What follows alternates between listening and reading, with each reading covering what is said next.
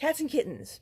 Say, have you ever wanted to science, but you find this world to be a twisting, nightmarish cavalcade of information where fact is indistinguishable from fiction? Sure, happens to the best of us. Well, fret no longer, because we're about ready to tame this demon-haunted world with the greatest tool humanity has in its arsenal. That's why today we're discussing what happen to be my two favorite things in the universe: cats and the scientific method. You've probably heard of the scientific method before. In fact, it was probably forcefully jammed down your throat while you were in junior high school. But did you know the scientific method is actually awesome? It's true. Let me show you. Please don't. We'll begin with just a couple of definitions. Yay. First definition: science.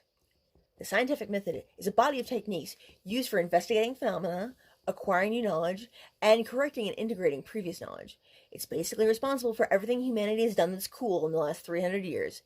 It's amazing. You've got a crush on science. No, I don't. We're just good friends. Uh-huh.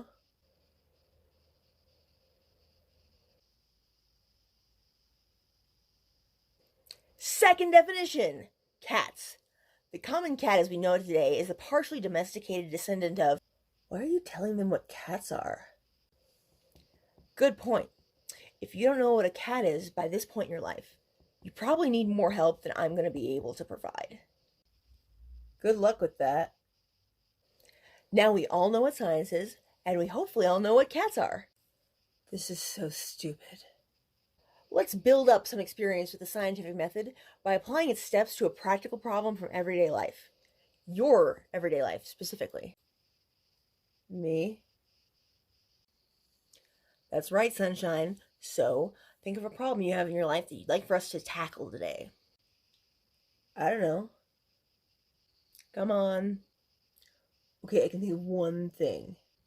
Do tell.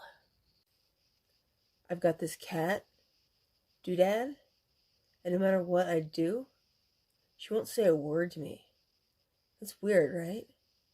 Also kind of rude. Uh-huh. Okay, well, let's explore this radical hot button issue. Talking cats. Or lack thereof. Remember, we're doing this for science, and posterity, and science. You're so stupid. The scientific method has 5 basic steps. The first step of the scientific method is to make an observation. What's your observation?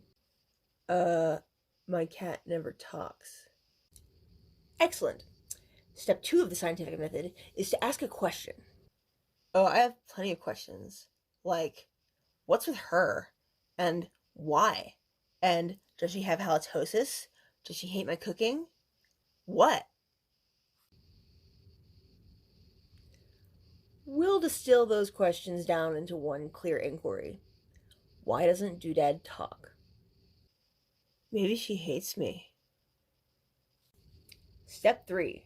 Propose a hippocampus. A hippopotamus. A hypothesis.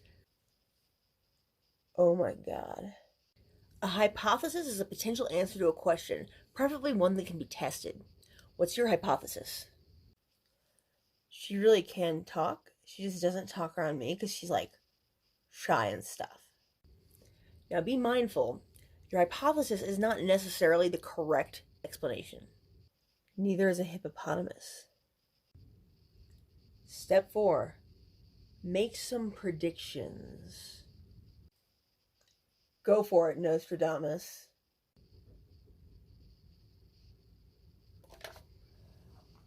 A prediction is an outcome you'd expect to see given that the hypothesis is correct.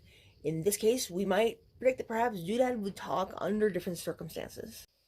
Don't think you had me fooled, Doodad. I'm onto you. What do you think she's gonna say?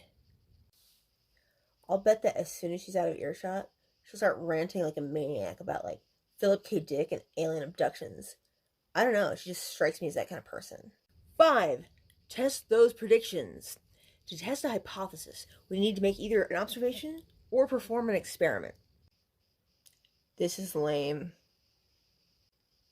That's okay. I know what we should do. What we need to do is install 24/7 surveillance around the entirety of the interior and perimeter of your house. That way, when Doodad says something, we'll be ready, watching from the monitors that get fed from the 27 closed-circuit surveillance cameras that we installed from underneath the bunker of your house. You have a bunker in your house, right? I was just going to set my phone on record and leave the house for a couple hours. Fine. People are so boring. You're boring. There are two kinds of results we can expect to get from this kind of surveillance experiment. The first one is that if we do catch her talking, it would support the hypothesis and prove us likely correct. On the other hand, if she maintains her silence, then our hypothesis is not supported and therefore likely incorrect. Are we done now? No! The final bonus step of the scientific method involves reflecting on our results and iteration. If the result is conclusive, then we should probably run some further tests to prove that she can, in fact, talk, and that you weren't just hallucinating. Psh, ye of little faith. However, if the result is inconclusive, then the time has come, my friends, to dream up a newer, better, awesomer hypothesis. And then we just start again from the beginning. This is because the scientific method is largely an iterative process, circular, like an Ouroboros or time itself. In other words, the scientific method should be seen as a cycle rather than as a straight line. The results of one round of inquiry become the feedback that improves the next round. I've got a new hypothesis. The reason she never talks is because she's a freaking mime. Oh, good guess. I still have questions. Like what? Like, why don't cats have lips? What? Think about it. Right? Fascinating. Remember, we're doing this for science. Science! That's all, I'm done. Bye.